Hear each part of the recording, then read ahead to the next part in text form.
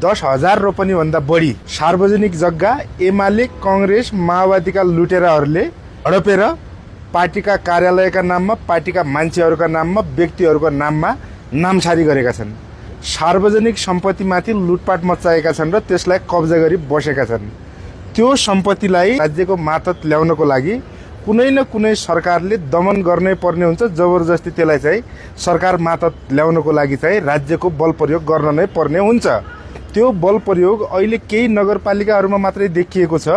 यो देशैभरि भीमदत्त नगरपालिकादेखि बिर्तामोड नगरपालिकासम्म, फुङलिङ नगरपालिकादेखि दार्चुलाको महाकाली नगरपालिकासम्म एउटा प्रकारको दमन अनिवार्य जस्तो देखिएको छ।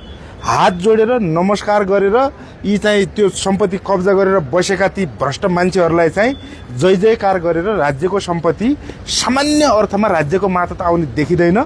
सरकारले अझ सार्वजनिक सम्पत्ति हडपेर बसेका 2 नम्बरी मान्छेहरूलाई निर्मम दमन गर्न पर्ने पनि हुनसक्छ। त्यो दमन नगरपालिका वडा स्तरदेखि केन्द्र सरकारले त्यो दमन गरेर सार्वजनिक सम्पत्ति राज्यको मातहत ल्याउनुपर्छ। यसमा कुनै भावनाको राजनीति हुन हुँदैन।